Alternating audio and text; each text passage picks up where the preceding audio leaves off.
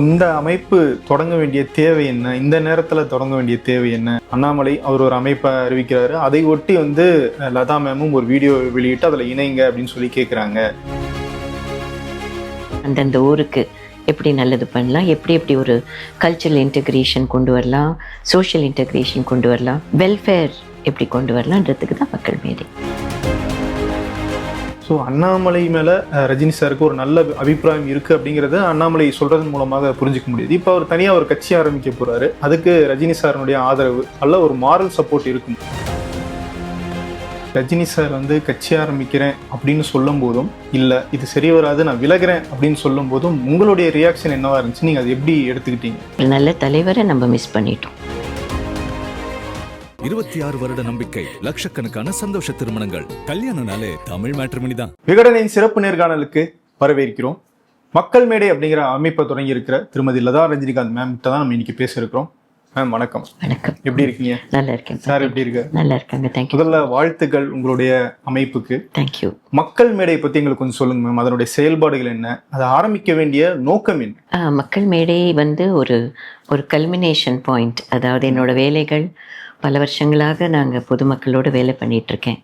So இது ஒரு study மாதிரி இருந்தது எனக்கு. என்ன பண்ணணும், லொக்கேஷன்ஸில் என்ன பண்ணணும், மாவட்டங்களில் என்ன பண்ணணும், கிராமங்களில் என்ன பண்ணணும் அப்படின்னு ஒரு புரிதல் வந்தது த்ரூ மை ஒர்க். இப்போ குழந்தைங்களுக்குன்னு போகிறோம், விமென்க்குன்னு போகிறோம், காட்டேஜ் இண்டஸ்ட்ரீஸ்க்குன்னு போகிறோம், ஃபார்மர்ஸ்க்குன்னு போகிறோம், பொதுமக்களுக்கு நலன் தேடி போகிறோம்.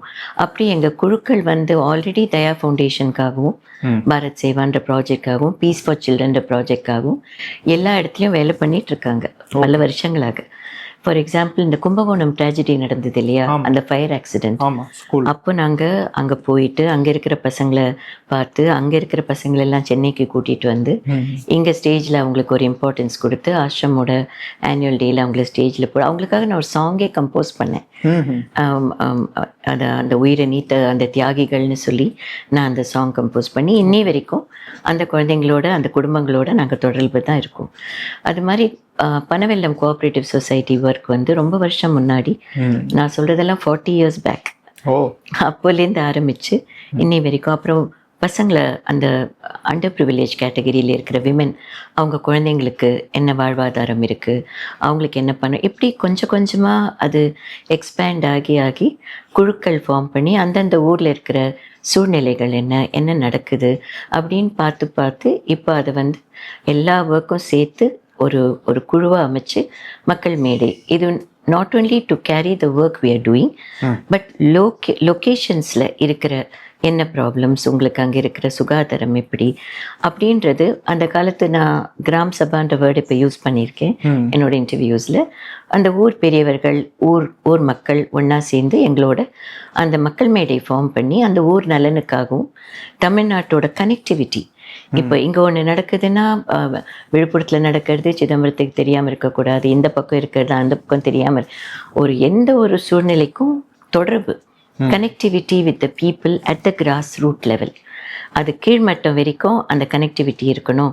நம்மளுக்கு இது ஒரு பெரிய குடும்பமாக இருக்கணுமே அப்படின்றதுக்காக தான் வி ஹேவ் மக்கள் மேடைன்றதை March 7th நாங்கள் செகண்ட் டைம் ஒரு ஈவெண்ட் பண்ணி அதை அனௌன்ஸ் பண்ணி வள்ளுவர் கோட்டமில் பண்ணோம்.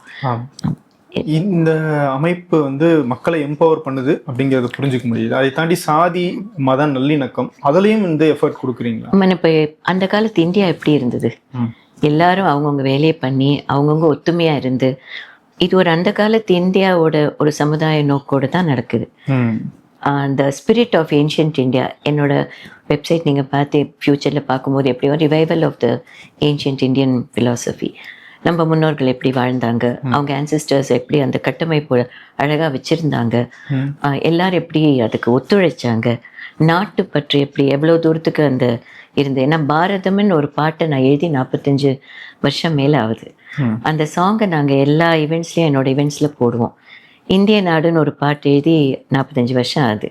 ஸோ நான் சின்ன வயசுலேருந்தே எனக்கு இந்த இந்தியன்னஸ், அந்த Indian culture, Indian products, Indian skills, art இருக்குது, கிராஃப்ட் இருக்குது, நம்ம சமுதாயம் கல்ச்சரல் ரூட்ஸ் இருக்குது, அடையாளங்கள் இருக்குது, இதெல்லாமேலேயும் பற்று இருந்து நம்ம நாட்டுக்கு உகந்த அடையாளங்கள் எதுவும் அழியக்கூடாது. அந்த அந்த இடத்துல ப்ராக்டிஸ் பண்ணுற ஆர்ட்ஸ் ஆகட்டும், கிராஃப்ட்ஸ் ஆகட்டும், எதுவும் அழிஞ்சு போயிடக்கூடாது. மக்கள் ஒத்துமையோட ஒரு சமுதாயத்தை ஒரு கட்டமைப்பாக இருக்கணும்.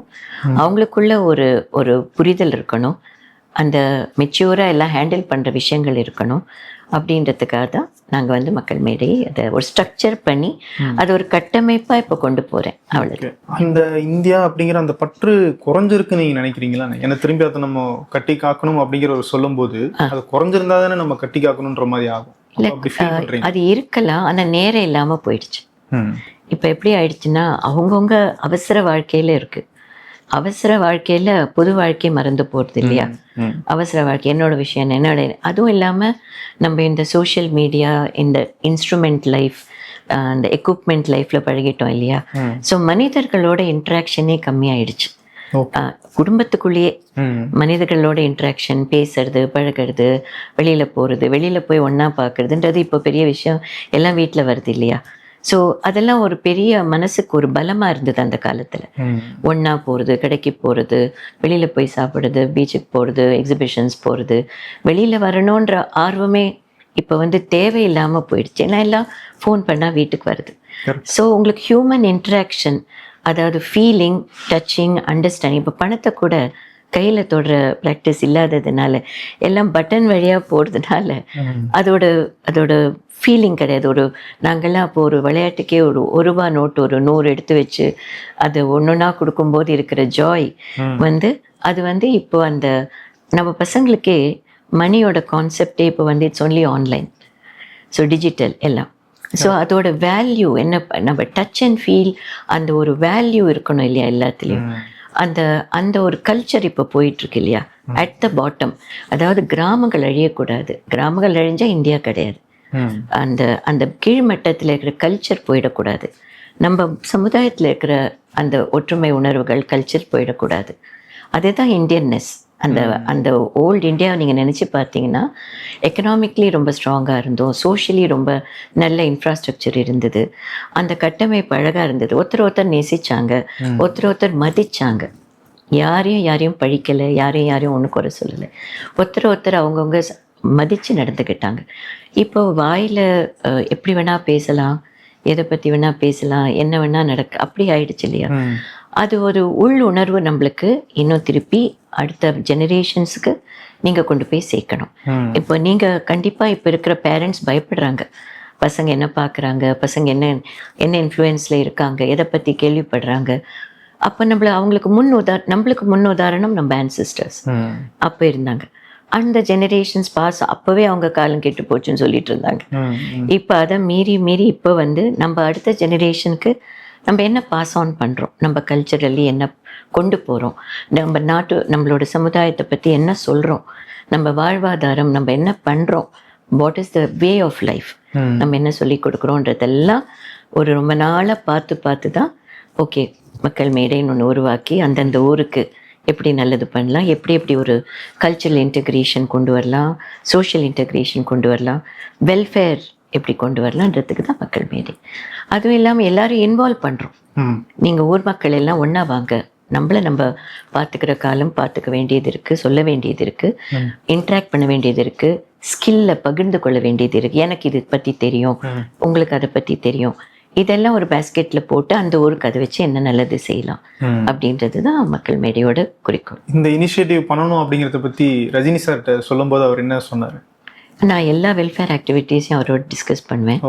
ஸோ அவரும் ரொம்ப ஒரு வெல்ஃபேரோட மைண்ட் செட்டில் ரொம்ப நாளைக்கு அவர் எல்லாமே நல்லது நடக்கணும்னு நினைக்கிற ஒரு மைண்ட் செட் இருக்கிறதுனால ரொம்ப நல்ல காரியங்கள் நடக்கும்போது எப்போவுமே அவர் சப்போர்ட்டிவாக இருப்பார். பை சான்ஸ் இதில் ரசிகர் மன்றம் அதை வந்து இணைக்கிறதுக்குள்ள அவங்கள இதில் சேர்த்து செயல்பட வைக்கிறதுக்கு திட்டம் இருக்கா? இல்லை, எதுவும் திட்டமாக இல்லை. அதாவது இப்போது எல்லாருமே மக்கள், நீங்கள் ஒரு ஊரில் இருக்கீங்க, உங்கள் பக்கத்தில் யாரோ ஒருத்தர் வேலை பண்ணுறாங்க, ஒரு என்ஜிஓ இருக்காங்க, ஒரு சபை இருக்கும், யார் வேணால் வந்து வேலை பண்ணலாம். ஆஸ் அன் இண்டிவிஜுவல் வேலை பண்ணலாம், ஆஸ் அ குழு வேலை பண்ணலாம். யாரையும் நாங்கள் பிரிக்கவும் இல்லை, அப்படி இவங்கள சேர்க்கணும் அவங்கள சேர்க்கணும்னு ஒரு பிளானும் கிடையாது. அந்த ஊர் மக்களாக நீங்கள் யார் வேணால் வந்து சேரலாம். இப்போ நீங்கள் ரஜினி சார் கூட நீங்கள் வந்து அரசியல் நிறைய பேசுவீங்க அப்படின்னு கேள்விப்பட்டிருக்கோம். அதில் உங்களுக்கு கருத்து முரண்பாடுகள் ஏதாவது இருந்திருக்கா, இல்லை 2 பேரும் ஒரே மாதிரியான லைனில் தான் இருப்பீங்களா? பொதுவாக நல்லது நடக்கணுன்றது 2 பேருக்கும் இருக்குது. ம். தமிழ் மக்கள் என்றைக்கும் நல்லா இருக்கணுன்றது இருக்குது, தமிழ்நாடு நல்லா இருக்கணும் இருக்குது, நாடு நல்லா இருக்கணும், நேஷ்னலிஸ்ட் ம். எல்லாரும் நல்லா இருக்கணும்னு நினைக்கும் போது பரிமாறங்கள் அப்படி தானே இருக்கும். எது எல்லாம் நல்லதே நடக்கணும் அப்படின்றது தான் இருக்கும். ஓகே. இப்போ இந்த அமைப்பு தொடங்க வேண்டிய தேவை என்ன, இந்த நேரத்துல தொடங்க வேண்டிய தேவை என்ன அப்படின்னு நிறைய விமர்சனங்கள் வருது பாத்தீங்களா. குறிப்பா வந்து அண்ணாமலை அவர் ஒரு அமைப்பை அறிவிக்கிறாரு, அதை ஒட்டி வந்து லதா மேமும் ஒரு வீடியோ வெளியிட்டு அதுல இணைங்க அப்படின்னு சொல்லி கேட்குறாங்க. இதுக்கு பின்னாடி ஏதோ இருக்கு, அரசியல் நோக்கம் இருக்கு அப்படிங்கிற விமர்சனங்கள் வருது. அதை பாக்குறீங்களா? அதுக்கு உங்களுடைய பதில் என்ன? நீங்க ஏன் இப்போ மட்டும் வந்து கேட்குறீங்க? உங்களோட உங்களோட நோக்கம் என்னவா இருந்தது என்ன வந்து பார்க்கறதுக்கு? இவ்வளோ நாளாக வரலையே. யாரும் வந்து என்ன நடக்குது, பாரத் சேவா எப்படி நடக்குது, தயா ஃபவுண்டேஷன் எப்படி நடக்குது, மக்களுக்கு என்ன பண்ணியிருக்கீங்க, இத்தனை வருஷமா எத்தனை குழந்தைங்களுக்கு வேலை பண்ணியிருக்கீங்க, காட்டேஜ், யாரும் கேட்கலையே. இப்போ வேற ஏதோ ஒன்று நடக்கும்போது தான் உங்களுக்கு இந்த சம்பந்தப்படுத்தி பார்க்கறது. இல்ல, நீ ஒரு வீடியோவா அழைப்பு விடுக்கும் போது இல்ல, அது முன்னாடியே பண்ணிட்டோமே. நீங்க மார்ச் 7 எனக்கு வரவே இல்லையே, நீங்க யாரும் கேட்கவே இல்லையே. இல்ல, அப்ப நீங்களும் அந்த வீடியோ வெளியிடல மேம். அப்படிதான் பண்ணோம். ஓப்பனா எல்லா ப்ரெஸ்ஸும் இருந்தாங்களே. மார்ச் 7 அன்னைக்கு ப்ரெஸ் இருந்தாங்க, எங்க திருவள்ளூர் மாவட்டம் ரெப்ரசன்டேட்டிவ் மக்கள் மேடை இருந்தாங்க, அந்த அந்த அங்க கூட்டு வந்த ஃபார்மர்ஸ் இருந்தாங்க, எல்லாரும் இருந்தாங்களே, உங்க மீடியா எல்லாரும் இருந்தாங்களே. அவங்கள கேளுங்க, நாங்க என்ன அன்னைக்கு சொன்னோம், மக்கள் மேடை பத்தி என்ன பேசணும். அன்னைக்கு யாருமே அதை ஃபோக்கஸ் பண்ணல. பிகாஸ் அது உங்களுக்கு சூட்டபிள் டைமிங்காக தெரியல. இத்தனை வருஷம் பாரத் மார்க்கெட் பண்ணோம் நாங்கள், அப்போ வீடியோ போட்டோம். நம்ம வியாபாரிகள் நல்லா இருக்கணும், நம்ம விவசாயிகள் நல்லா இருக்கணும், நம்ம மர்ச்சன்ட்ஸ் செழிப்பாக இருந்தால் தான் நாடு செழிப்பாக இருக்கும்னு சொல்லி போட்டோம். அதை பற்றி யாருமே போடலையே. நாங்கள் எப்பப்போ எது பண்ணோம், என்ன பண்ணாலும் எல்லாருக்கும் தெரிவிச்சிருக்கோம், இன்விடேஷன்ஸ் கொடுக்குறோம், வர சொல்லி பார்க்குறோம். அப்போ யாரும் வந்து க்யூரியாசிட்டியோடு இதை கேட்கவே இல்லை. ஆனால் வேற ஒருத்தரோட அனௌன்ஸ்மெண்ட் அதுக்கு முன்னாடியே நாங்கள் பண்ணிட்டோம், ப்ரீவியஸ் டே பண்ணிட்டோம். அடுத்தது என்ன வருதுன்னு எங்களுக்கு தெரியாது. ஸோ மீடியாவுக்கு என்ன ஆயிடுச்சுன்னா, ஒரு சென்சேஷ்னலாக ஒன்று ப்ரெசென்ட் பண்ணுறது தான் நீங்களும் விரும்புகிறீங்க. எல்லாமே சென்சேஷனலைஸ் பண்ணணும்னு விரும்புகிறீங்க. அந்த க்யூரியாசிட்டியும் எப்போ வருதுன்னா, அதை சென்சேஷனலைஸ் பண்ணக்கூடிய தருணம் வரும்போது தான் அந்த க்யூரியாசிட்டியும் உங்களுக்கு வருது. கரெக்டாக அண்ணாமலை அவர் வந்து அந்த அறிவிப்பு செய்யும்போது ரஜினி சார் அவரை வந்து கட்சிக்காக அழைத்தாரு அப்படிங்கிறதெல்லாம் மென்ஷன் பண்ணி சொல்றாரு. ஸோ அதனால உங்களுடைய அறிவிப்பும் வரும்போது இதில் ஏதோ கனெக்ஷன் இருக்குமோ அப்படிங்கிற ஒரு பிம்பம். இல்லையே, நாங்கள் புதுசாக ஏதாவது அனௌன்ஸ் பண்ணியிருந்தா பரவாயில்ல, புதுசாக பண்ணலையே. அப்போது அது தெரியணும் இல்லையா, உண்மையை தெரியணும். அந்த உண்மையை சொல்லாமல் ஒரு டைமிங்கை மட்டும் வச்சுட்டு ஒன்று கேள்வி கேட்கறது க்யூரியாசிட்டி அதனால தானே வந்திருக்கு, அதுதானே. ஸோ அண்ணாமலை மேலே ரஜினி சாருக்கு ஒரு நல்ல அபிப்பிராயம் இருக்குது அப்படிங்கிறத அண்ணாமலை சொல்கிறதன் மூலமாக புரிஞ்சிக்க முடியுது. இப்போ அவர் தனியாக ஒரு கட்சி ஆரம்பிக்க போகிறாரு, அதுக்கு ரஜினி சாரனுடைய ஆதரவு நல்ல ஒரு மாரல் சப்போர்ட் இருக்குமா? அதை பற்றி சொல்ல நான் I am not the right person. அதுவும் இல்லாமல் அவர் எல்லாருக்கும் இன்ஸ்பிரேஷனாக இருக்கார், எல்லாருக்கும் பல பேருக்கு ஒரு குரு ஸ்தானத்திலே இருக்கார். அது the right person to answer will be only him. நிறைய பேர் அவர்கிட்ட வந்து கைடன்ஸோ இதுவோ கேட்பாங்க. So I am not the right person to say that. இப்போ இந்த தேர்தல் முடிவுகள் வந்ததுக்கு பிறகு ரஜினி சார் முதல்வராக விஜய் பதவியேற்க விடாமல் தடுக்கிறாரு அப்படிங்கிற ஒரு தகவல் வந்துச்சு. இப்போ நீங்க இந்த அமைப்பை தொடங்கும் போது இப்படிப்பட்ட விமர்சனங்கள் நான் தொடங்கலைங்க, கண்டினியூ பண்றீங்க. இந்த மக்கள் மேடை அப்படிங்கிற அந்த குடையை உருவாக்கி இருக்கீங்களா, இந்த மார்ச் மாசம் உருவாக்கி. ஸோ இப்போ இந்த ஒரே மாதத்துல 2 பேர் மேலுமான விமர்சனங்கள் நிறைய வருது. இதை பத்தி டிஸ்கஸ் பண்ணீங்களா? என்ன இப்படிலாம் பேசுறாங்களே அப்படின்னு உங்க வீட்டில் என்ன பண்ணுவீங்க? கண்டிப்பா டிஸ்கஸ் பண்ணுவோம். அப்படிதான் இருக்கும். ஒரு குடும்பம் இருந்தால் ஒரு brother sister husband wife friends அந்த மாதிரி இருக்கும்போது அது எங்களை மட்டும் ஏன் பிரித்து, நாங்களும் ஒரு ஹியூமன் பீயிங் தான். அதை எப்படி ஓவர் கம் பண்ணுறீங்க? அதுக்கு ஒரு பெரிய ஸ்பிரிச்சுவல் பலம் வேணும். ஏன்னா நாங்கள் சரண்டர் பண்ணியிருக்கிற பாதை அப்படி, எங்களோட ஸ்பிரிச்சுவல் ஜேர்னி அப்படி, அது இல்லைன்னா பேலன்ஸே பண்ண முடியாது. ஓகே.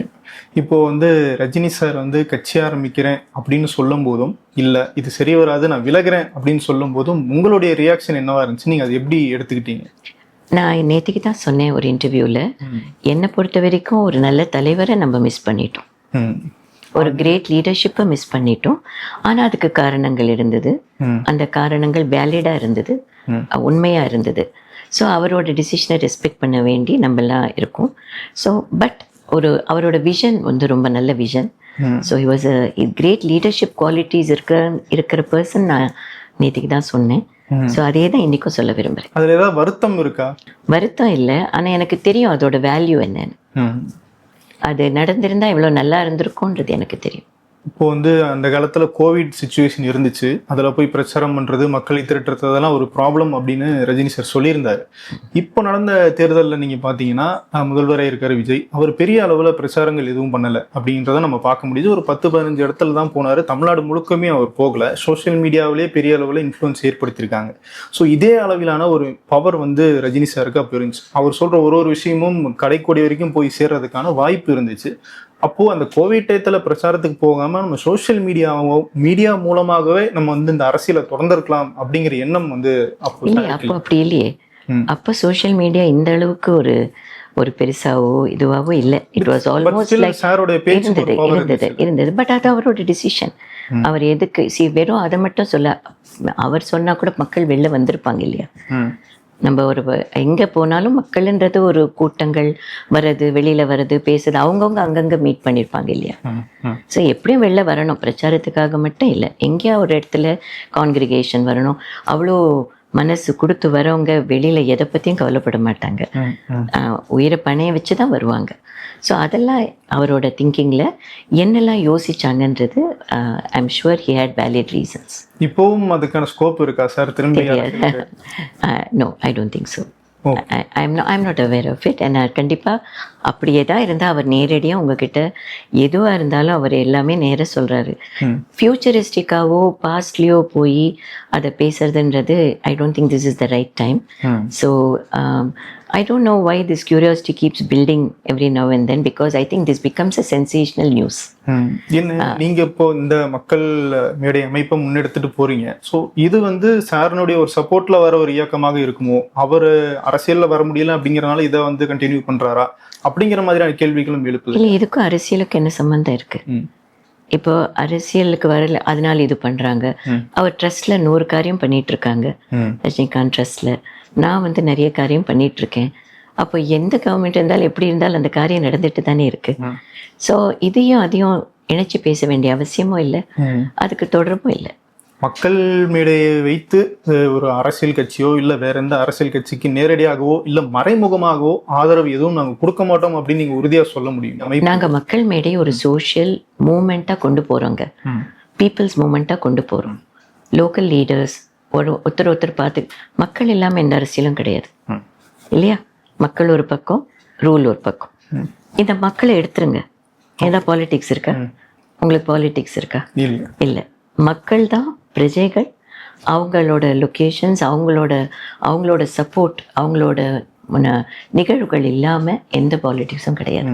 ஸோ மக்களுக்கு என்னென்ன பண்ணணும், மக்களோட சேர்ந்து என்ன பண்ணணும், லோக்கல் கவர்னன்ஸ் எல்லாம் எப்படி பண்ணணும், மக்கள் வெல்ஃபேர் என்ன பண்ணணுன்றது தான் அரசியல் புரிதலாக இருக்கணும். இப்போ தமிழ்நாடு வந்து கல்வி, சுகாதாரம், தொழில் அப்படின்னு ஓரளவு கம்பேரபிள் டு மற்ற மாநிலங்களில் பெட்டரான ஸ்டேட்டில் இருக்காங்க.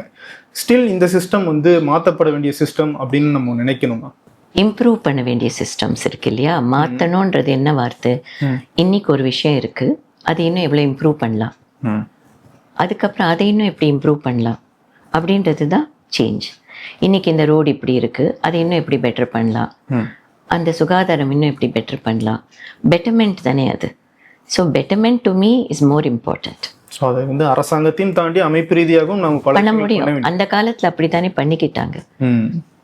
இப்போ ராஜா இருந்தார், பெரிய நாடு இருந்தது, அங்கங்கே அவங்கவுங்க எல்லாத்துலேயும் பார்ட்டிசிபேட் பண்ணதுனால தான் நாடு நல்லா. நான் குப்பை போடக்கூடாதுன்னு நினச்சாங்க, நான் இந்த இடத்த சுத்தமாக வச்சுக்கணும்னு நினச்சாங்க, என் வீடு வாசல் இப்படி இருக்கணும்னு கோலம் போட்டாங்க, நாங்கள் இப்படிலாம் வாழணும்னு நினச்சாங்க, தெருவில் குழந்தைங்க வாழினா பாதுகாப்பாக பார்த்துக்கணும்னு நினச்சாங்க, கூட இருக்கணும்னு நினச்சாங்க. இப்போ அந்த ஒரு ஓல்டர் இந்தியாவோட ஸ்ட்ரக்சரே இன்னைக்கு இல்லை இல்லையா.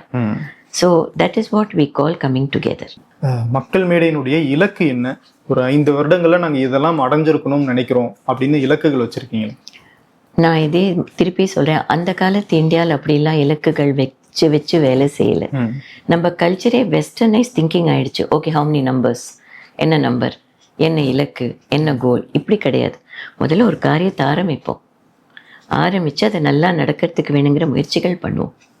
அதுக்கப்புறம் அதுக்கு தானாக ஒரு சக்தி வந்து அதோட இலக்கை அதுவே தேடிக்கும். அப்படி தான் நினைக்கணும்.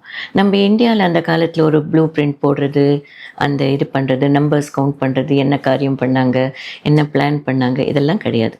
நம்ம மக்கள் இங்கேருந்தும் கரெக்டாக வேலை செஞ்சாங்க.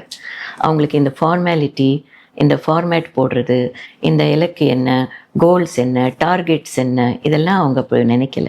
அப்படி நினச்சிருந்தா இந்தியா அவ்வளோ ஸ்ட்ராங் சமுதாயமாக இருந்திருக்காது. இது வெஸ்டர்னைஸ்ட் ஃபிலாசபி. முதல்ல இதை விட்டு நம்ம வெளியில் வரணும்.